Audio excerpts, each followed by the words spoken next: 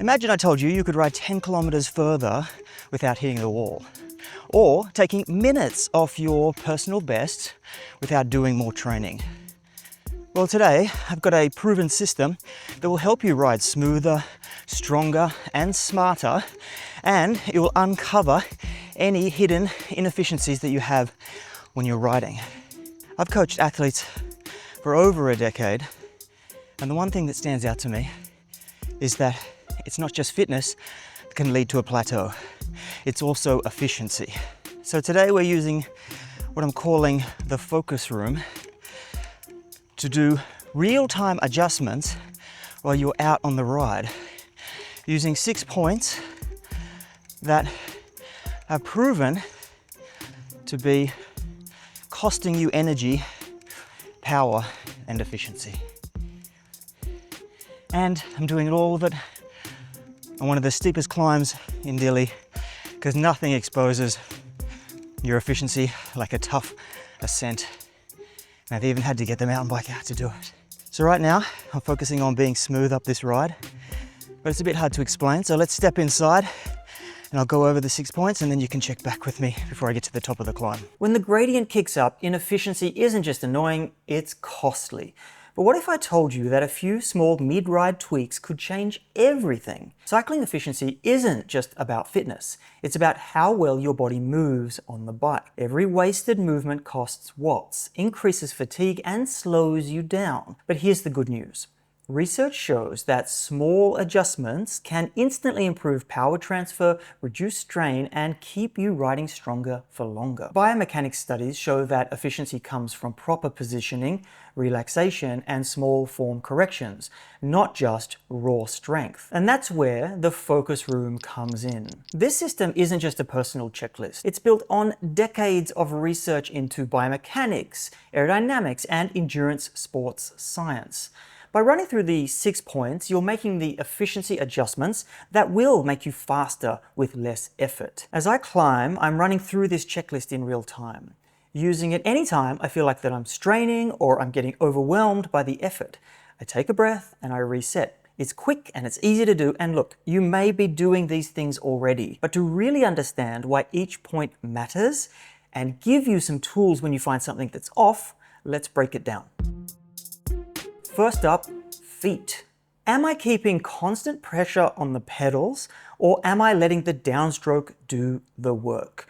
One of the biggest myths in cycling is that you should apply force throughout the entire pedal stroke. You've probably heard advice like scrape mud off your shoe at the bottom of the stroke. Some training drills even promote one-legged pedaling to work on the upstroke. But here's the problem. Science doesn't back it up. Performance improvements in a 40-minute all-out effort were linked to producing peak torque earlier in the downstroke, not by trying to pull up. Actively pulling up during the upstroke increases mechanical effectiveness but decreases efficiency, burning more energy for the same power output. Instead of wasting energy fighting against yourself, you should maximize the power of the downstroke. But the upstroke still matters, just not how you think. As fatigue sets in, your upstroke naturally weakens. The key isn't pulling up, it's preventing your upstroke from becoming dead weight. Instead of pulling up, think about floating your foot through the upstroke. So lightening the pressure slightly, don't lift, just let it reset for the next downstroke. Let the downstroke do the work while your opposite leg recovers. Feet are locked in now. Let's move up the chain and fix your knee alignment. Are your knees moving in a straight line or are they drifting? Your knees are one of the most common sites of overuse injuries. In fact, knee pain affects 40 to 60% of recreational cyclists and up to 62% of professionals, according to a 2017 review. While multiple factors contribute, poor knee tracking may be a contributing factor in both pain and performance loss. Smooth, stable knee movement equals better power transfer. Wobbly knees waste energy. Controlling inward and outward drift can keep your pedal stroke efficient. Inward collapse may overload medial tissues, while outward flare can stress lateral ligaments and the IT band. Keeping your knees aligned isn't just about power, it's about longevity on the bike. So doing a stability check, glancing down at your knees, do they move straight up and down or do they drift sideways? Realign if you notice a wobble before it compounds into pain and inefficiency. Your knees are stable, but without a strong core, you're still leaking power. Here's how to fix it. Is my bum planted on the saddle or am I shifting around? One of the biggest mistakes cyclists make is losing stability in the saddle. If your hips are bouncing, you're leaking energy that should be driving you forward. Every unnecessary movement costs watts. The more stable you are, the more efficient you're pedaling. A systematic review on cycling biomechanics found that excessive movement in the saddle reduces power transfer and increases fatigue. Cyclists with poor core endurance tend to shift more in the saddle, leading to inefficient pedaling mechanics. Lock your bum into the saddle. No rocking, no shifting, stay planted. Connected to saddle placement is asking yourself, is my core engaged or am I collapsing forward? Your core doesn't generate power on its own, but it keeps your power stable. If your torso is swaying or collapsing, your legs have to work harder. Fatigue-related core weakness can lead to excessive lumbar flexion, reducing efficiency. Studies show that fatigued core muscles can reduce lower limb stiffness and balance. Engaging your core helps stabilize your pelvis, keeping your pedaling smooth and controlled. The water glass test. Imagine balancing a glass of water on your lower back. If it's sloshing, engage your core just enough to keep it steady. Keep your weight evenly distributed, both sit bones firmly planted. Engage your lower abs slightly to maintain a strong torso, and if you start shifting around, reset. Roll your shoulders back, take a deep breath, and center yourself. Your legs do the work, but your upper body sets the tone. So let's talk about shoulders. Are my shoulders loose or am I tensing up? Your shoulders might not seem important for efficiency, but they play a huge role. Tension in your shoulders wastes energy and makes breathing harder. The more relaxed your upper body, the more efficient your legs can be. Aerodynamic drag is the biggest force slowing you down, and your body position accounts for most of it. Tensing up or shrugging the shoulders can increase your frontal area and resistance, making work harder for you for the same speed. A tensed up upper body doesn't just slow you down, it fatigues your arms, your neck, your back. An aerodynamic yet sustainable posture reduces drag and keeps you comfortable longer.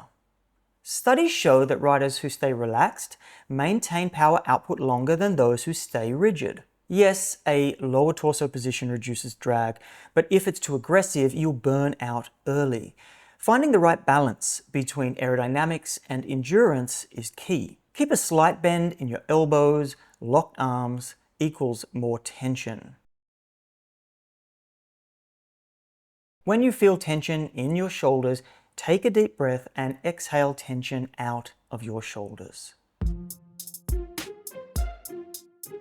If your shoulders are tense, chances are your hands are gripping too tight, and here's why that's a problem. But we start with asking, am I gripping too tightly or holding a relaxed, neutral grip? Your hands are one of the most overlooked but critical contact points on the bike. Grip too hard, numbness, nerve compression, and wasted energy. Grip too loose, loss of control and stability.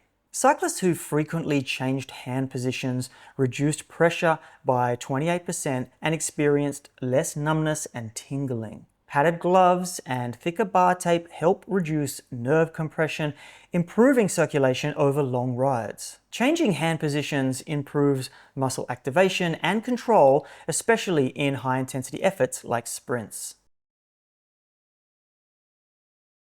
Rotate between positions on the bar to keep circulation flowing and reduce pressure buildup. If your fingers start tingling, loosen your grip and reset. Dialing in your grip is key, but one final checkpoint gives away everything: your face. Is my face helping or hurting my ride? Your face tells you more about your effort than you think. Tensing your face makes your workout feel harder than it actually is. Studies show that facial tension, especially frowning, is closely linked to perceived exertion. The tighter your face, the harder your brain thinks you're working, even if your body can handle more. Cyclists and runners who intentionally smiled used less energy and reported lower perceived effort. Jaw clenching and frowning can reinforce the sensation of strain, making workouts feel tougher than they actually are. Loosen your jaw, drop it slightly and shake out that tension. Unfurrow your brow, soften your forehead and eye muscles. And try a quick blubber face. Breathe and exhale forcefully enough that your lips vibrate.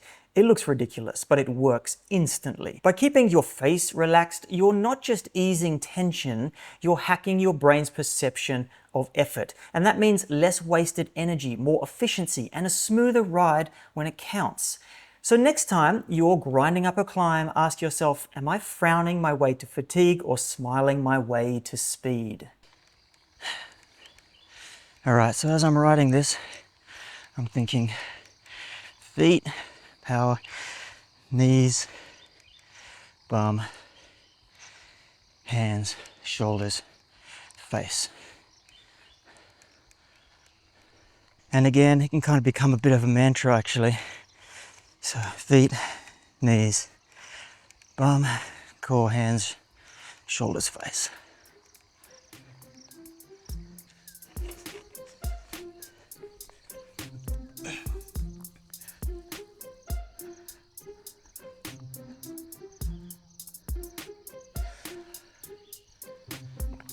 And that's it. Okay, climb done. Now for some descending. Whew.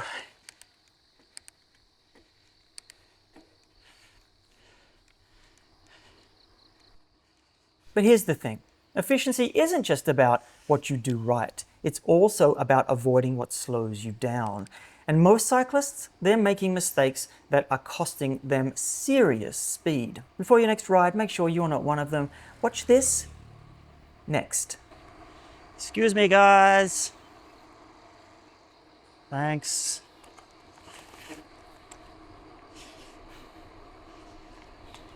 Yo, good morning.